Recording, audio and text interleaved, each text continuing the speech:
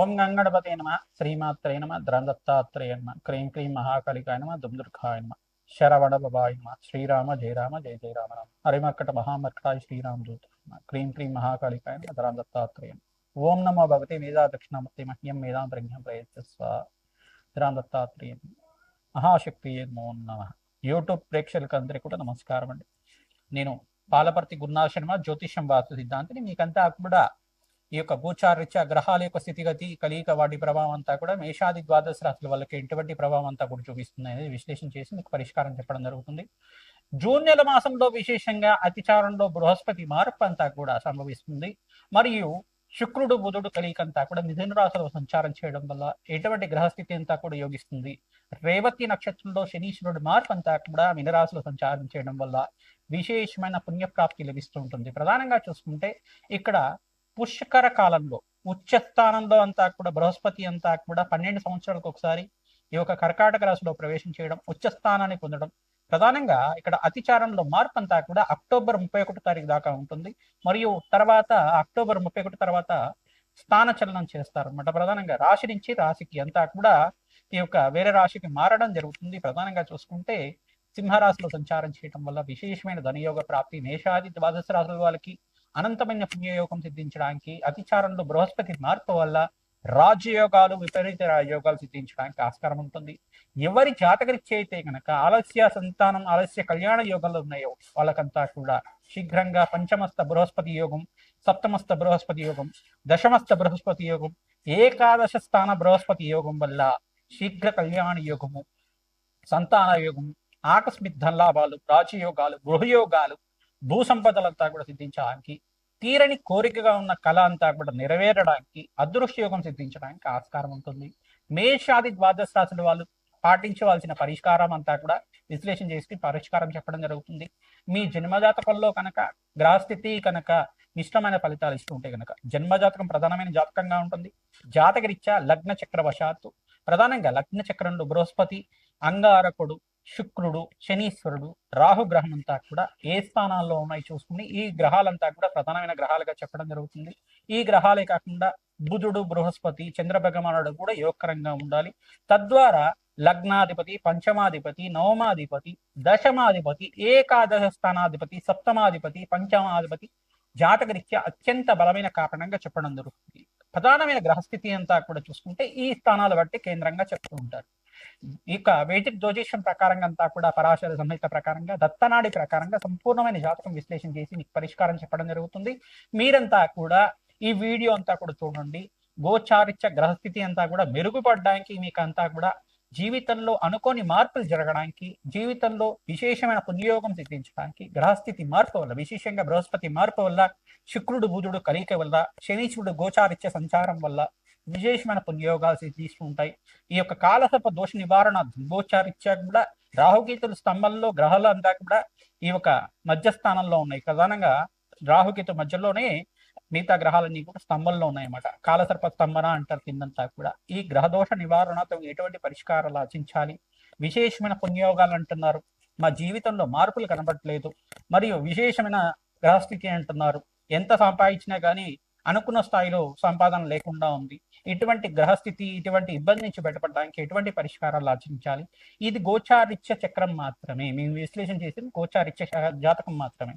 కొన్ని లక్షల మందికి, కొన్ని కోట్ల మందికి ఉండే జాతకరీత్యా ఉండే దోషాలకంతా కూడా గోచారం వర్తిస్తుంది. కానీ జన్మజాతకం అనేది ఎవరి వారి జాతకంలో ఉండే గ్రహస్థితి ప్రభావం బట్టే ఉంటుంది. లగ్నాన్ని బట్టి, నవాంశ చక్రాన్ని బట్టి, లగ్న చక్రాన్ని బట్టి ఉంటుంది. దశ ఏ దశ నడుస్తుంది, దశాధిపతి ఎక్కడ ఉన్నాడు, అంతర్దశ ఏ దశ నడుస్తుంది, ఈ యొక్క లగ్న చక్రము, నవాంశము, దాంట్లో లగ్నము, పంచమ స్థానము, దశమ స్థానము, ఏకాదశ స్థానము, ద్వితీయ స్థానంలో గ్రహాలు ఏ రకంగా ఉన్నాయి, ఇదంతా కూడా సంపూర్ణంగా విశ్లేషణ చేసుకుని సంపూర్ణమైన జాతక పరిష్కారం అంతా కూడా విశ్లేషణ చేసుకుని తగు పరిష్కారం తీసుకోవడం వల్ల శీఘ్ర శుభాలంతా కూడా చూడడానికి ఆస్కారం ఉంటుంది. గోచార చక్రం అనేది ఈ సంవత్సర కాలంలో ఈ గ్రహస్థితి మార్పు వల్ల విశేషమైన పుణ్యయోగాలు ఉంటాయి. ఈ గ్రహస్థితి వల్ల మీకంతా కూడా లాభాలు సిద్ధిస్తాయనేది గోచార చక్రం అనేది విశ్లేషణ చేయడం జరుగుతుంది. ఇదంతా కూడా గోచార చక్రం అనేది విశేషమైన రాజయోగాలు ఇవ్వడానికి, విశేషమైన ధనయోగాలు, ఆకస్మిక ధన ప్రాప్తి ఇవ్వడానికి, వివాహాది శుభకార్యాలు జరగడానికి, ఆకస్మిక పుణ్యయోగం సిద్ధించడానికి, మనశ్శాంతిమైన జీవితం కలగడానికి, లాభాలు కలగడానికి ఆస్కారం ఉంటుంది. ప్రయత్నించం కూడా చెప్పిన పరిష్కారాలు ఆచరించండి, తద్వారా అఖండమైన లాభాలు సిద్ధించడానికి ఆస్కారం. దత్తాత్రేయాయ స్మరణ మాత్రేం సంతుష్టాయి. కన్యారాశి జాతకులకి జూన్ నెల మాసం 2వ తారీఖు రోజున విశేషమైన ధనయోగ ప్రాప్తి రావడానికి ఆస్కారం ఉంటుంది. విశేషంగా సప్తమాధిపైన బృహస్పతి ఉచ్చ స్థానంలో మార్పు దివ్యమైన యోగం ఇవ్వబోతున్నారు. ఆకస్మిక ధనయోగ ప్రాప్తి రావడానికి ఆస్కారం ఉంటుంది. ఎవరైతే కనుక శీఘ్ర కళ్యాణ యోగం కోసం ప్రయత్నం చేస్తున్నారో మీకంతా కూడా కళ్యాణం నెరవేరడానికి, మంచి సంబంధం రావడానికి ఆస్కారం ఉంటుంది. మంచి కన్యా యోగం అంతా కూడా సిద్ధించడానికి ఆస్కారం ఉంటుంది. వివాహాది శుభకార్యాలు నెరవేరడానికి, వంశాభివృద్ధి జరగడానికి ఆస్కారం ఉంటుంది. కావున విశేషంగా ధనయోగ ప్రాప్తి కూడా లభిస్తూ ఉంటుంది. శుభకార్య విజయాలు అంతా కూడా జరగడానికి, గృహయోగం కోసమైనా కావచ్చు, స్థిరాస్తి కోసమైనా కావచ్చు, భూమిని సంపాదించడం కోసమైనా కావచ్చు, హోమ్ లోన్స్ తీసుకోవడం కానీ, మరియు మంచి స్థిరాస్తి పెరగడం కానీ జరుగుతూ ఉంటుంది. శీఘ్రంగా కళ్యాణ యోగ ప్రాప్తి ఈ సంవత్సరంలో నెరవేరడానికి, మంచి పరిణామాలంతా కూడా చూడడానికి శుభమైన కాలంగా చెప్పడం జరుగుతుంది. 5 సంవత్సరాల దాకా దివ్యమైన యోగం సిద్ధించడానికి ఈ జూన్ నెల మాసంలో బృహస్పతి మార్పు వల్లనే మీకంతా కూడా జరుగుతుంది. స్వల్పమైన దోషం ఏంటంటే సప్తమ స్థానంలో శనీశ్వరుడు వీక్షణ అంతా కూడా, సప్తమ వీక్షణ అంతా కూడా రాశి మీద పడతా ఉంది. ఇది ఒకటి. ఈ యొక్క దోష నివారణతో ప్రతినిత్యం కూడా అన్నదానం చేయడం, శునకాలకి నివేదన చేస్తూ ఉండడం, గోమాత సేవ చేయడం. విశేషంగా గోమాత సేవ మీకు ఆకస్మిక ధనయోగానంతా కూడా ఇస్తుంది. విశేషంగా శనీశ్వర గ్రహదోష నివారణ అవడానికి ఆస్కారం ఉంటుంది. శని గ్రహానికి ప్రీతికరంగా మీరు తైలాభిషేకం చేయడం, తిలలు దానం చేసుకోవడం, వెంకటేశ్వర స్వామి వారికి తులసి మాల సమర్పించడం వల్ల దివ్యమైన యోగం సిద్ధించడానికి ఆస్కారం ఉంటుంది. పరమేశ్వరుడు ప్రీతికరంగా ప్రదోష కాలంలో విశేషంగా అన్నదానం చేయడం, ప్రధానంగా అభిషేకాది కార్యక్రమాలు ఆచరించుకోవడం, ప్రధానంగా మామిడి పళ్ళ రసంతో అభిషేకం చేయడం, చెరుకు రసంతో అభిషేకం చేయడం, ఈ యొక్క నల్ల ద్రాక్ష రసంతో అభిషేకం చేయించుకోవడం వల్ల శనీశ్వర గ్రహదోష నివారణ అవడానికి ఆస్కారం ఉంటుంది. కొన్ని నువ్వులంతా కూడా శనీశ్వర గ్రహదోష నివారణ నువ్వులతోటి స్వామివారికి కొద్దిగా అభిషేకం అంతా కూడా ఆచరించడం, పరమేశ్వరుడికి అంతా కూడా నువ్వులు, కొంచెం జలము, పాలు కలిపి అభిషేకం చేయడం వల్ల ఏలినాటి శని దోషము, సప్తమ స్థాన శని దోషము, అర్ధాష్టమ శని దోషము, అష్టమ శని దోషం, ఎటువంటి దోషాలున్నా కానీ నివారణ అవ్వడానికి ఆస్కారం ఉంటుంది. అప్పుల బాధలు నివారణ అవ్వడానికి, ఎవరైతే కనుక మీకు మీ ధనం అంతా కూడా వేరే వాళ్ళకి అప్పులుగా ఇచ్చి ఆ ధనం మీకు రాకుండా ఉండడం వల్ల ఇబ్బంది పడుతున్నారు, అటువంటి వారు కూడా ఈ పరిహారం చేసుకోవడం వల్ల మీ ధనయోగం అంతా కూడా సిద్ధించడానికి ఆస్కారం ఉంటుంది. ఆకస్మికంగా ధనయోగ ప్రాప్తి రావడానికి ఆస్కారం ఉంటుంది. వ్యాపారంలో మార్పు చెందడం వల్ల మీకు అంతా కూడా ధనయోగ ప్రాప్తి రావడానికి ఆస్కారం ఉంటుంది. వృత్తి వ్యాపార ఉద్యోగుల్లో మార్పులు జరగడానికి కానీ, సంఘంలో గౌరవం పెరగడానికి కానీ, విశేషమైన పుణ్యయోగం సిద్ధించడం వల్ల, పుణ్యక్షేత్ర దర్శనాల వల్ల కర్మదోష నివారణ అవ్వడానికి ఆస్కారం ఉంటుంది. ప్రతినిత్యం కూడా దేవాలయ ప్రాంగణంలో అన్నదానం చేయడం వల్ల విశేషమైన ధనయోగ ప్రాప్తి రావడానికి ఆస్కారం ఉంటుంది. పసుపు కొమ్ముల మాలనంతా కూడా అమ్మవారి దేవాలయంలో తరచుగా సమర్పిస్తూ ఉండాలి. గురువారము, శుక్రవారం, మంగళవారం, ఆదివారం రోజుల్లో విశేషంగా ఎవరైతే చేస్తూ ఉంటారో విశేషంగా శీఘ్ర కళ్యాణ యోగ ప్రాప్తి రావడానికి ఆస్కారం. అమ్మవారికి విశేషంగా పసుపు రంగు వస్త్రాన్ని, పచ్చ రంగు వస్త్రాన్నంతా కూడా, చిరక పచ్చ రంగు వస్త్రాన్నంతా కూడా దానం చేస్తూ ఉండాలి. అమ్మవారికి అంతా కూడా సమర్పిస్తూ ఉండాలి. ఎవరైతే కనుక తరచుగా అమ్మవారికి వస్త్ర సమర్పణ చేస్తుంటారో విశేషమైన ధనయోగము, ఆకస్మిక ధన ప్రాప్తి, అమ్మవారి అనుగ్రహం వల్ల శీఘ్ర కళ్యాణ యోగం సిద్ధించడానికి ఆస్కారం ఉంటుంది. హనుమతే శ్రీరామ దూతాయ నమః నామాన్ని జపాన్ని ఆచరించండి.